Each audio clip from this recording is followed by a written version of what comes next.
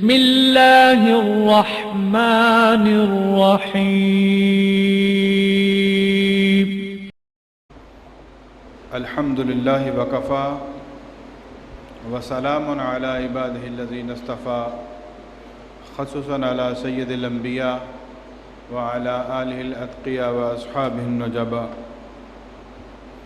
اما بعد فقال اللہ تبارک وتعالی فی القرآن المجید والفرقان الحمید اعوذ باللہ من الشیطان الرجیم بسم اللہ الرحمن الرحیم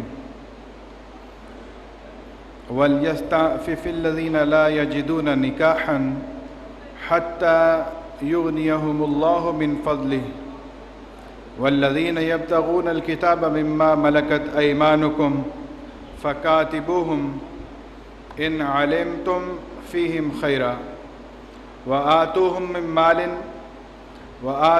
مِنْ مَالِ اللَّهِ الَّذِي آتَاكُمْ وَلَا تُكْرِهُوا فَتَيَاتِكُمْ عَلَى الْبِغَاءِ إِنْ أَرَدْنَا تَحَصُّنًا لِتَبْتَغُوا أَرْضَ الْحَيَاةِ الدُّنْيَا وَمَنْ يُكْرِههُنَّ فَإِنَّ اللَّهَ بَعْدَ إِكْرَاهِهِنَّ غَفُورٌ رَحِيمٌ آمنت باللہ صدق اللہ مولانا العظیم وبلغنا رسولہ النبی الکریم الامین ونحن على ذلك من الشاہدین والشاکرین والحمد للہ رب العالمین۔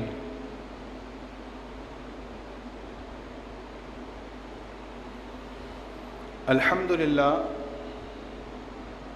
اللہ کے فضل، اس کے احسان اور اس کی توفیق سے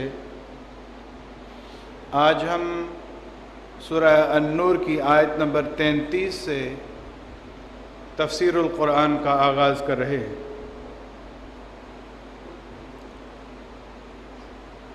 اس سے قبل اللہ رب العزت نے مومن مردوں اور مومنہ عورتوں کو نگاہیں نیچی رکھنے کا حکم فرمایا اور پردے کا حکم ارشاد فرمایا، اور پھر حکم دیا کہ جو غیر شادی شدہ ہوں ان کا نکاح کرواؤ۔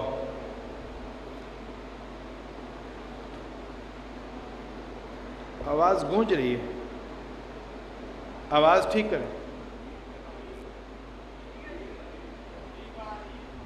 آ رہی ہے آواز؟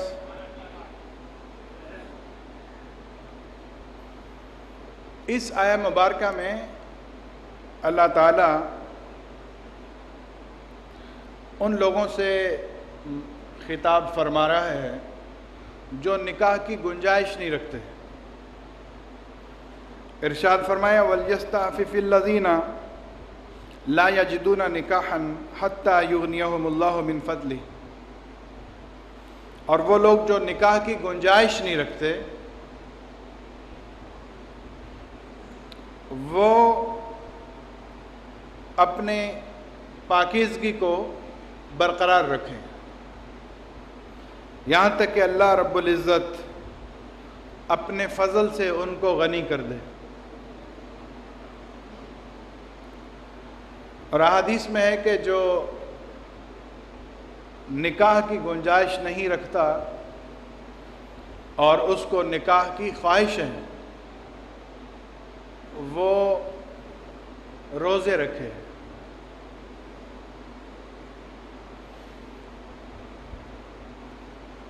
فرمایا وَالَّذِينَ يَبْتَغُونَ الْكِتَابَ مِمَّا مَلَكَتْ أَيْمَانُكُمْ فَكَاتِبُوهُمْ إِنْ عَلِمْتُمْ فِيهِ خَيْرًا، وہ غلام جو آزاد ہونا چاہتے تھے ان کے لیے اللہ رب العزت نے حکم دیا کہ اگر وہ آزاد ہونا چاہیں تو لکھت پڑھت کی جاتی تھی۔ غلام اپنے مالکوں سے لکھوا لیتے تھے کہ ہم اتنا پیسہ یا یہ شرائط اگر ہم پوری کریں تو آپ ہمیں آزاد کر دیں گے۔ اس کو کہا جاتا تھا مکاتبت۔ تو اللہ تعالیٰ نے ارشاد فرمایا اور تمہارے غلاموں میں سے جو مکاتب ہونا چاہیں، یعنی جو مکاتبت کرنا چاہیں، ان کو مکاتب کر لو، یعنی کہ ان کے ساتھ لکھت پڑھت کر لو۔ ان علمتم فیہم خیرا، اگر تمہارے علم میں ان کی بہتری ہو۔ وآتوہم من مال اللہ الذی آتاکم، اور ان کو اللہ کے اس مال سے دو جو اللہ نے تمہیں دیا ہے۔ اسلام نے غلاموں کو آزاد کرنے کا بہت اجر ارشاد فرمایا، اور یہی وجہ ہے کہ آہستہ آہستہ، سٹیپ بائی سٹیپ، بتدریج، گریجولی دنیا سے غلامی کا رواج ختم ہوا، اور قرآن نے جو حکم دیا کہ جو آزاد ہونا چاہیں ان کو مکاتب بھی بنا لو اور انہیں مال بھی دو۔ شروع میں بھی اللہ رب العزت ارشاد فرما سکتا تھا کہ غلامی کو ختم کر دیا گیا ہے، جس طرح باقی احکام ارشاد فرمائے۔ تو مفسرین کرام نے یہاں لکھا ہے کہ اس وقت غلاموں کا چلن اس قدر زیادہ تھا کہ اگر دین میں حکم دیا جاتا کہ فی الفور غلام ختم کر دیے جائیں، سب کو آزاد کر دیا جائے، تو ایسا پریکٹیکلی پاسبل نہیں تھا۔ تو اس لیے حکمت کے ساتھ آہستہ آہستہ بتدریج غلامی کو ختم کیا گیا۔ یہ صحرا اسلام کے سر ہے کہ آزادی کے فضائل اور غلاموں کو آزاد کرنے کا اجر بتایا گیا، اور پھر لوگوں نے آہستہ آہستہ غلاموں کو آزاد کرنا شروع کیا، اور پھر ایک وقت ایسا آیا کہ پوری دنیا سے آج غلامی کا چلن ختم ہو چکا ہے۔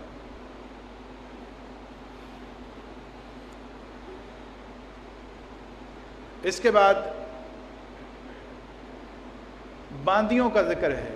زمانہ جاہلیت میں جو بعض لوگ باندیاں رکھتے تھے، کنیزیں، وہ ان سے بدکاری کرواتے تھے اور وہ کما کر اپنے مالکوں کو دیتی تھی۔ اسلام نے اس چیز کو منع کر دیا اور بدکاری سے روک دیا گیا، لیکن پھر بھی کچھ لوگ جن کے دلوں میں نفاق تھا وہ یہ کام کرتے رہے۔ اس پر اللہ رب العزت نے ارشاد فرمایا، وَلَا تُكْرِهُ فَتَيَاتِكُمْ عَلَى الْبِغَاءِ إِنْ أَرَدْنَا تَحَسُّنًا لِتَبْتَغُوا عَرَضَ الْحَيَاةِ الدُّنْيَا، اور تمہاری باندیاں اگر پاک دامن رہنا چاہیں تو ان کو بدکاری پر مجبور نہ کرو تاکہ تم دنیا کا فائدہ حاصل کر سکو۔ وَمَن يُكْرِهُنَّ فَإِنَّ اللَّهَ مِن بَعْدِ إِكْرَاهِهِنَّ غَفُورٌ رَحِيمٌ، اور جو ان کو مجبور کرے گا تو جبر کے بعد ان باندیوں کو اللہ تعالیٰ معاف فرمانے والا ہے، بخشنے والا ہے۔ ہوا یہ تھا کہ عبداللہ بن ابی جو راس المنافقین تھا، اس کے پاس غزوہ بدر کے قیدیوں میں سے ایک قیدی تھا، اور عبداللہ بن ابی کی ایک باندی تھی،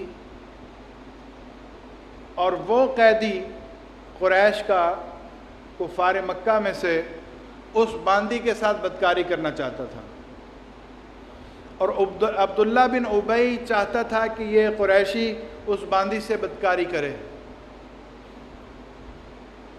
اور اس کے پیچھے ریزن یہ تھی کہ اس باندی کا جو بچہ ہو اس کے بدلے میں اس قریشی سے فدیہ حاصل کر سکے،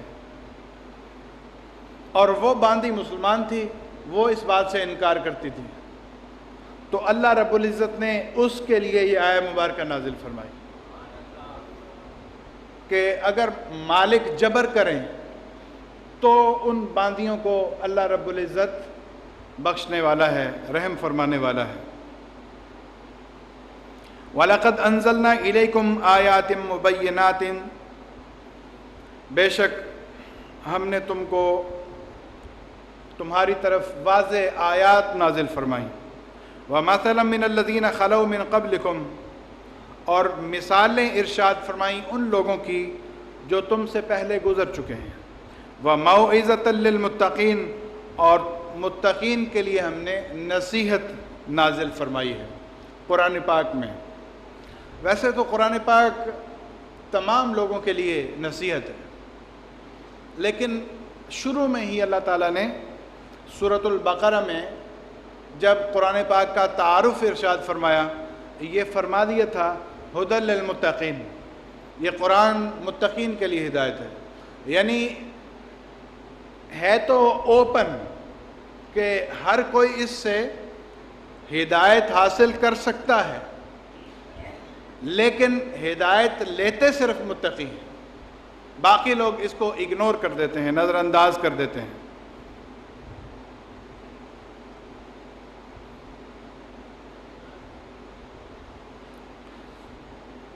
اگلا رکوع شروع ہو رہا ہے۔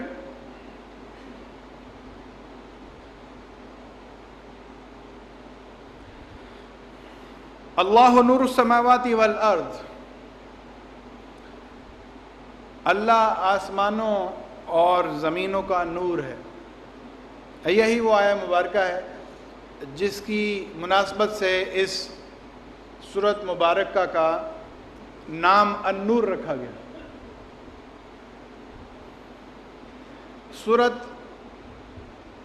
سورۃ الانعام میں اللہ تعالیٰ نے ارشاد فرمایا جعل الظلمات والنور، اللہ تعالیٰ نے اندھیروں اور نور کو پیدا فرمایا، اور یہاں ارشاد فرمایا اللہ نور السماوات والارض، اللہ آسمانوں اور زمینوں کا۔ اب ایک طرف یہ ارشاد فرمایا کہ اس نے تخلیق کیا ہے نور کو، اور دوسری طرف یہ ارشاد فرمایا کہ اللہ خود نور ہے، تو بظاہر اس میں تضاد لگتا ہے۔ مفسرین نے اس تضاد کو ختم کیا ہے، بالخصوص علامہ فخر الدین رازی نے تفسیر کبیر میں اس کو بڑی تفصیل سے لکھا کہ نور سے مراد کیا ہے۔ وہ فرماتے ہیں کہ یہاں نور سے مراد جناب سید دو عالم صلی اللہ تعالیٰ علیہ وآلہ واصحابہ وبارک وسلم کا نور ہے، اور یوں کہنا چاہیے کہ اللہ خالق و نور السماوات والارض، اللہ تعالیٰ آسمانوں اور زمین کے نور کو پیدا فرمانے والا ہے۔ اور پھر آگے ارشاد فرمایا مثل نورہ کمشکات، اس کے نور کی مثال ایسی ہے جیسے ایک تاک ہو۔ آج کل تو مکانات اور طرز کے بنائے جاتے ہیں، پہلے زمانوں میں دیوار کے اندر تاک بنائے جاتے تھے جس میں کوئی دیا وغیرہ رکھ دیا جاتا تھا۔ تو اب یہاں پر اللہ رب العزت ارشاد فرما رہا ہے کہ اس کے نور کی مثال ایسے ہے۔ دوسری جگہ قرآن میں اللہ فرماتا ہے لیس کمثلہ شیء، اس کے طرح کی کوئی چیز نہیں ہے، اس کی کوئی مثال نہیں ہے۔ تو اس سے بھی یہ ظاہر ہوتا ہے کہ یہ نور اللہ رب العزت کا نور نہیں بلکہ جناب سید عالمین صلی اللہ تعالیٰ علیہ وسلم کا نور ہے۔ فرمایا مثل نورہ کمشکات، اس کے نور کی مثال ایسے تاک کی طرح ہے، فیہا مصباح، جس کے اندر چراغ ہو. المصباح فی زجاجہ، اور وہ چراغ ایک فانوس میں ہو. زجاجہ کہتے ہیں شیشے کے فانوس کو. الزجاجۃ کأنہا کوکب دری یوقد من شجرۃ مبارکۃ زیتونۃ لا شرقیہ ولا غربیہ. اور وہ چراغ ایک فانوس میں ہو، اور وہ فانوس ایک روشن ستارے کی مانند ہو. وہ چراغ برکت والے زیتون کے تیل سے روشن کیا جاتا ہے، اور وہ درخت جس کا وہ تیل ہے نہ مشرقی ہے نہ مغربی ہے.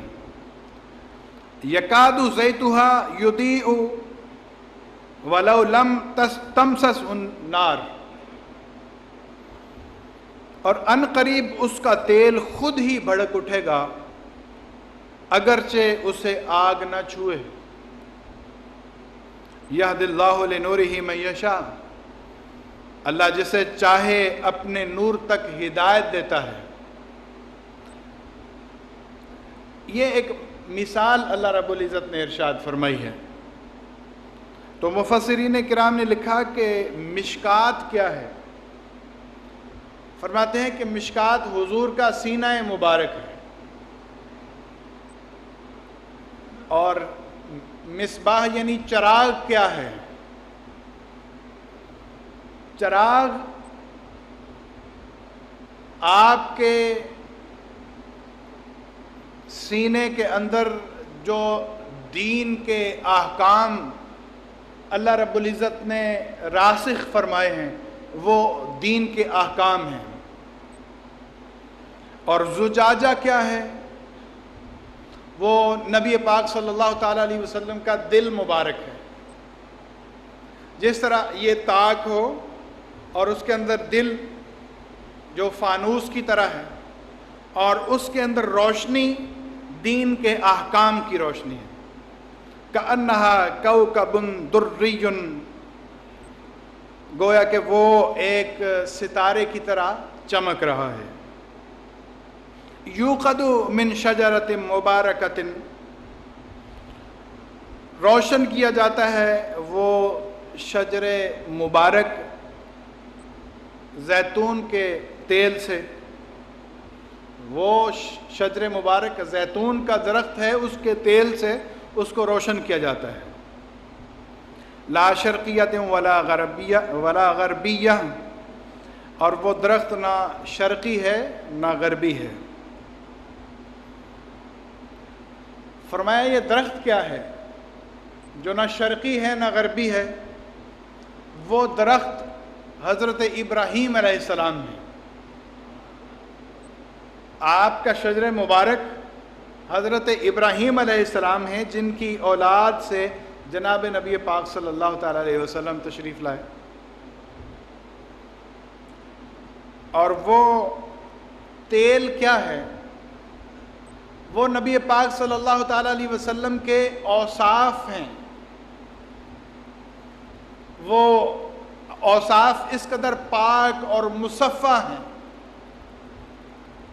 کہ اگر اللہ رب العزت قرآن نازل نہ بھی فرماتا تو حضور کے اوصاف اس قدر صاف اور مصفہ اور پاک اور طیب اور طاہر تھے کہ آپ کی نبوت عالم میں ظاہر ہو جاتی. وَلَوْ لَمْ تَمْسَسْهُ نَارٌ، اگرچہ اس کو آگ نہ چھوئے پھر بھی وہ قریب ہے کہ وہ چراغ جل اٹھے گا. نور علی نور، وہ نور بالائے نور ہے. یعنی اب قرآن نازل ہو گیا تو یہ نور علی نور ہو گیا. اگر قرآن نازل نہ بھی ہوتا تو اللہ تعالیٰ نے اپنے محبوب کے اوصاف کو اس قدر پاک بنایا کہ ان اوصاف کی بنا پر محبوب کی شان اور ان کی نبوت ظاہر ہو جاتی. فرمایا یہد اللہ لنورہ من یشاء، اللہ تعالیٰ ہدایت فرماتا ہے اپنے نور کی طرف جسے چاہتا ہے. नबी पाक सल्लल्लाहु ताला अलैहि वालिहि वस्हाबी वबारक वसल्लम के पास आपके खिदमत में बतौर खादिम और ग़ुलाम और मोमिन सिर्फ वही हाज़िर हो सकते हैं जिनको अल्लाह ताला मुंतखब फरमाए। ये सिलेक्शन है, जिनको अल्लाह ताला हिदायत के लिए मुंतखब फरमाता है, जिनको अल्लाह ताला सआदत के लिए सेलेक्ट कर लेता है, वही हिदायत पाते हैं, वही उस नूर तक पहुँचते हैं। वो लोग क़यामत तक आने वाले लोग हैं।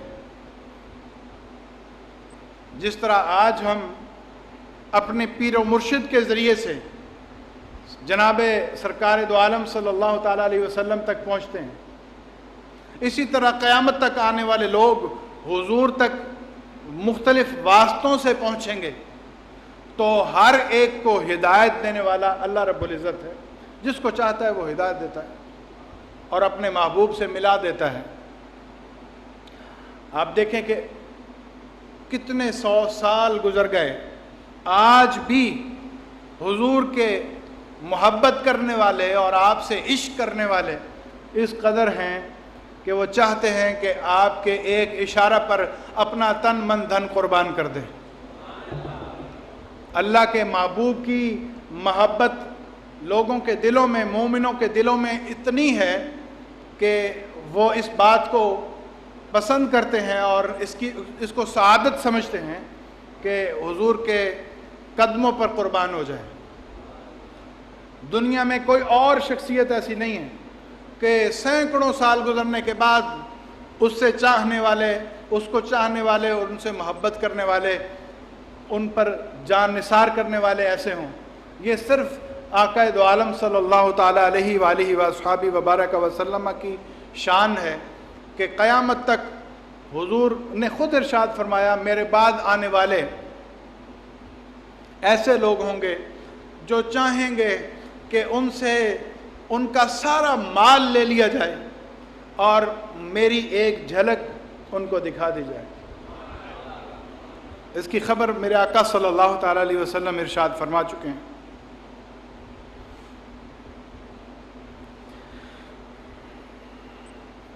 वयद्रिबुल्लाहुल अम्साल लिन्नास, और अल्लाह रब्बुल इज़्ज़त लोगों को समझाने के लिए मिसालें इरशाद फरमाता है। वल्लाहु बिकुल्लि शैइन अलीम, और अल्लाह रब्बुल इज़्ज़त हर चीज़ को खूब जानने वाला है।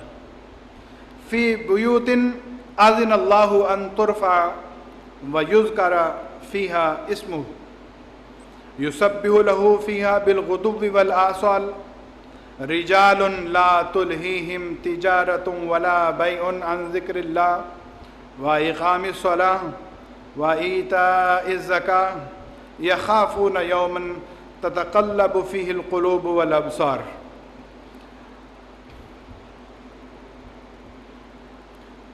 जिन घरों के बुलंद किए जाने और उनमें उसके नाम का ज़िक्र किए जाने का अल्लाह ने हुक्म दिया है, यानी मसाजिद, उनमें सुबह और शाम उसकी तस्बीह करते हैं। कौन कौन तस्बीह करते हैं? रिजालुन, वो मर्द, ला तुल्हीहिम तिजारतुन वला बैउन अन ज़िक्रिल्लाह, कि जिनको तिजारत और ख़रीदो फ़रोख्त अल्लाह के ज़िक्र से गाफिल नहीं करती। व इक़ामिस सलाह व ईताइज़ ज़काह, और उनकी जो ट्रेडिंग है, उनकी जो तिजारत है, उनकी जो ख़रीदो फ़रोख्त है, उनको नमाज से और ज़कात से गाफिल नहीं करती।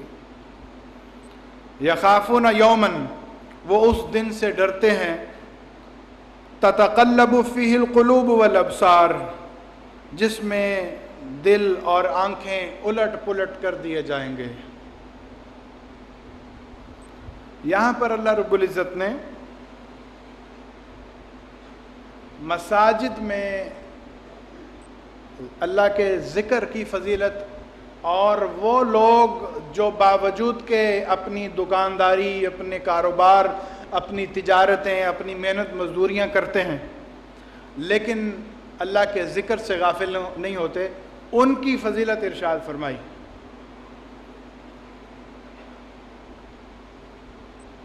حضرت امام ربانی مجدد الفسانی رحمۃ اللہ نے لکھا ہے کہ ایک بزرگ کے حوالے سے کہ منا کے میدان میں ایک شخص کو دیکھا، وہ روزانہ ہزاروں دینار کی تجارت کر رہا تھا، لیکن ایک لمحے کے لیے بھی اللہ کی یاد سے غافل نہیں تھا۔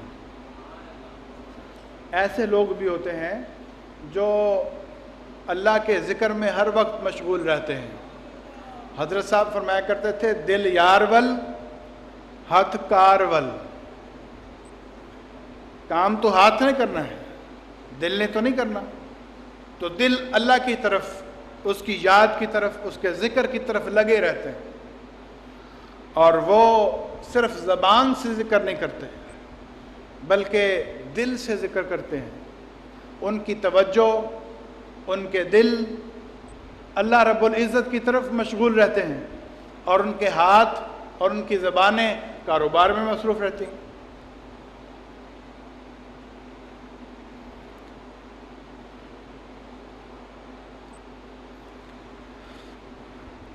لِيَجْزِيَهُمُ اللَّهُ أَحْسَنَ مَا عَمِلُوا وَيَزِيدَهُم مِّن فَضْلِهِ وَاللَّهُ يَرْزُقُ مَن يَشَاءُ بِغَيْرِ حساب۔ اور ان لوگوں کے لیے اللہ رب العزت نے فرمایا تاکہ اللہ ان کو ان کے بہترین کاموں کی جزا دے اور اپنے فضل سے انہیں اور زیادہ عطا فرمائے، اور اللہ جس کو چاہے بے حساب رزق عطا فرماتا ہے۔ اور جو رزق ہے وہ صرف مال نہیں ہوتا، ہمیشہ یاد رکھیے، جو علم ہے یہ بھی رزق ہے، جو ہدایت ہے یہ بھی رزق ہے، اور یہ جو اللہ رب العزت کی دیگر مہربانیاں ہیں، روحانی سکون ہے، اطمینان قلبی ہے، یہ بھی رزق ہے، اور یہ بہت بڑا رزق ہے۔ جو لوگ بہت زیادہ مالدار ہوتے ہیں اور ان کو قلبی سکون نہیں ہوتا، ان کے لیے ان کا مال بے فائدہ ہو جاتا ہے۔ لیکن اگر مال کم بھی ہو اور اللہ رب العزت نے اطمینان قلب کی دولت سے نوازا ہو، دل کے سکون کی دولت سے نوازا ہو، تو وہ کروڑوں اربوں روپے سے بہتر ہے۔ اور پھر یہاں پر اللہ رب العزت نے یہ چیز ارشاد فرمائی کہ ان کی تجارت اور ان کی خرید و فروخت ان کو نماز اور زکوٰۃ سے غافل نہیں کرتی۔ ہمارے ہاں اکثر جو دیندار طبقہ ہے وہ نماز تو ادا کرتے ہیں، لیکن زکوٰۃ کے معاملے میں ہمارے ہاں بڑی سستی ہے،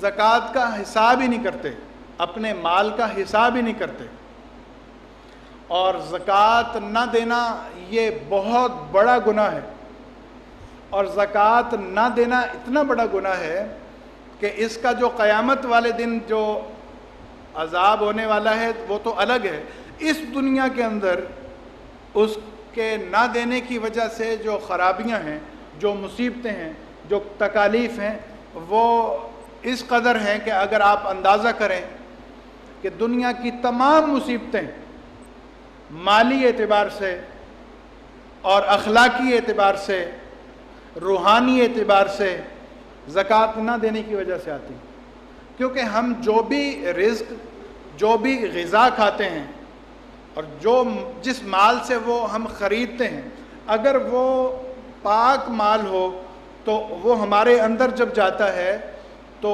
اس سے خون بنتا ہے اور وہ خون دماغ میں جاتا ہے۔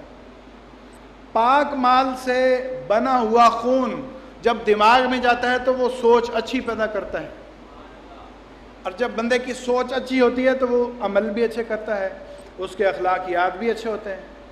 اور اگر ناپاک مال سے، جس مال سے زکوٰۃ نہیں نکلی ہوتی، وہ مال پاک نہیں ہوتا۔ 1 روپیہ بھی اگر ہمارے مال میں زکوٰۃ کے بغیر ہو تو سارا مال ناپاک ہو جاتا ہے۔ اب اس سے اگر ہم نے غذا خریدی، خود کھائی، بچوں کو کھلائی، تو ایسے خام خواہ میں لڑائی جھگڑے شروع ہو جاتے ہیں گھر میں، بغیر کسی وجہ کے لوگ لڑتے ہیں، نان ایشوز کو ایشو بنا لیا جاتا ہے۔ بچے ماں باپ کے نافرمان ہو جاتے ہیں، طرح طرح کے ایسے مسائل پیدا ہوتے ہیں جن کا کوئی حل نظر نہیں آتا۔ تو یہ سارے مسائل، اخلاقی برائیاں، روحانی کمزوریاں، اخلاقی کمزوریاں، یہ ساری کی ساری زکوٰۃ نہ دینے کی وجہ سے آتی۔ تو اس بارے میں بڑا خیال کرنا چاہیے۔ تو اللہ رب العزت سے دعا ہے کہ ہمیں قرآن پاک کو صحیح طور پر سمجھنے اور اس پر عمل کرنے کی توفیق عطا فرمائے۔ کل انشاءاللہ العزیز ہم اس سے آگے اس کا تسلسل جاری رکھیں گے۔ وآخر دعوانا ان الحمد للہ رب العالمین۔ بسم اللہ الرحمن الرحیم۔ اللہم صلی علی سیدنا و مولانا محمد وعلی آل سیدنا و مولانا محمد وبارک وسلم۔ اللہم رب زدنی علما وحلما وحکما ومحبتا فی قلبی یا رب العالمین۔ وصلی اللہ تعالی علی رسول خیر خلقہ محمد وآلہ واصحابہ واہل بیتہ اجمعین برحمتہ۔